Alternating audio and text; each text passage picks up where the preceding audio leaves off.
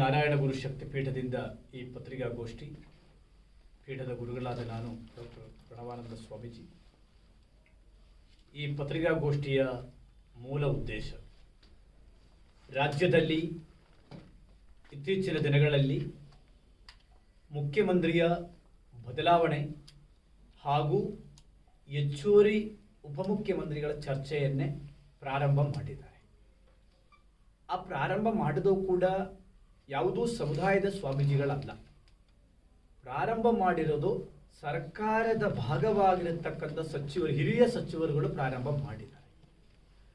ಈ ಒಂದು ದೃಷ್ಟಿಯಲ್ಲಿ ರಾಜ್ಯದ ಈಡಿಗ ಬಿಲ್ಲವ ನಾಮಧಾರಿ ಧೀವರು ಸಮಾಜವು ಕೂಡ ಕಾಂಗ್ರೆಸ್ ಪಕ್ಷದಲ್ಲಿ 4 ಜನ ಶಾಸಕರುಗಳು, ಅದರಲ್ಲಿ ಇಬ್ಬರು ವಿಧಾನ ಪರಿಷತ್ತು ಸದಸ್ಯರನ್ನ ಕೂಡ ಹೊಂದಿದ್ದೇವೆ. 6 ಜನದಲ್ಲಿ ಒಬ್ಬರನ್ನ ಮಂತ್ರಿ ಮಾಡಿದ್ರಿ. ಆದರೆ ಈ ಸರ್ಕಾರದಿಂದ ಈಡಿಗ ಸಮುದಾಯಕ್ಕೆ ಬಹಳ ದೊಡ್ಡ ಅನ್ಯಾಯ ಆಗಿದೆ ಅಂತಕ್ಕಂಥ ನಾವು ನೋಡಬಹುದು.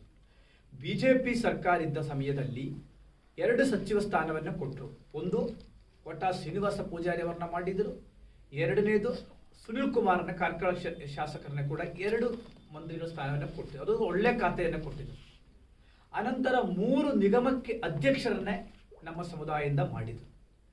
ಆದರೆ ಈ ಕಾಂಗ್ರೆಸ್ ಪಕ್ಷ ಬಂದ ಮೇಲೆ ಬರೀ ಒಂದೇ ಒಂದು ಸಚಿವ ಸ್ಥಾನವನ್ನು ಕೊಟ್ಟು ಬೇರೆ ಯಾವುದೂ ಸ್ಥಾನಮಾನವನ್ನು ನಮಗೆ ಕೊಡಲಿಲ್ಲ. ರೀಸೆಂಟ್ ಆಗಿ 4 ಪಾರ್ಲಿಮೆಂಟ್ ಚುನಾವಣೆ ಹಿಂದೆ, ಒಂದು 15-20 ದಿನ ಹಿಂದೆ 167 ನಿಗಮಗಳ ಅಧ್ಯಕ್ಷರನ್ನೇ ಘೋಷಣೆ ಮಾಡಿದರು. ಅದರಲ್ಲಿ ಯಾರೂ ಕೇಳಲಿಲ್ಲ ಅಂತ ಒಂದು ನಿಗಮಕ್ಕೆ ಬೇಳೂರು ಗೋಪಾಲಕೃಷ್ಣ ಅಧ್ಯಕ್ಷ ಮಾಡಿದರು.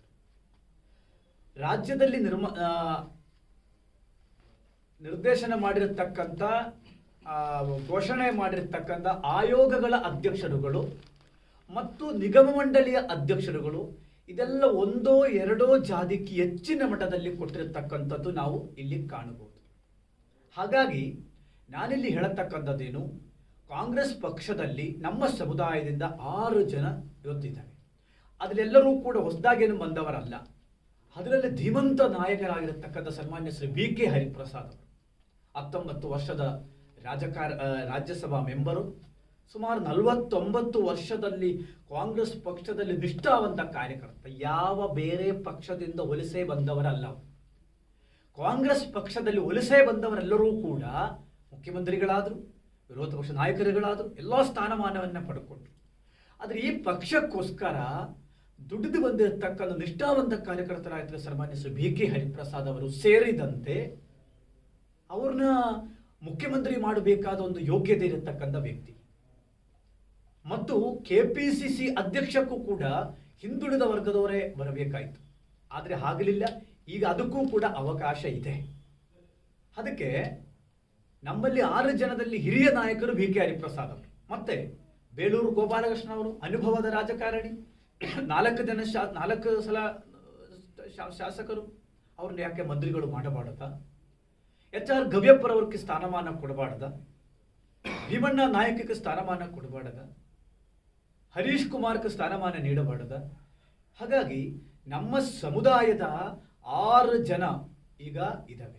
ನಮ್ಮ ಇದೆಲ್ಲ ಪ್ರಮುಖವಾದ ಬೇಡಿಕೆ ಏನು, ಮುಖ್ಯಮಂತ್ರಿ ಏನಾದರೂ ಬದಲಾವಣೆ ಆಗ್ತೇನೆ ಅಂತಂದ್ರೆ ಸನ್ಮಾನ್ಯ BK ಹರಿಪ್ರಸಾದ್ ಅವರನ್ನೇ ಮುಖ್ಯಮಂತ್ರಿಯಾಗಿ ಘೋಷಣೆ ಮಾಡಬೇಕು ಅಂತಕ್ಕಂಥದ್ದು ಬ್ರಹ್ಮಶ್ರೀ ನಾರಾಯಣ ಗುರು ಶಕ್ತಿ ಪೀಠದ ಒತ್ತಾಯ ಮತ್ತು ರಾಜ್ಯದ ಈಡಿಗ ಬಿಲ್ಲವ ನಾಮಧಾರಿ ಸಮುದಾಯದ ಒತ್ತಾಯ. ಒಂದು ವೇಳೆ ಉಪಮುಖ್ಯಮಂತ್ರಿ ಸ್ಥಾನ ಹೆಚ್ಚು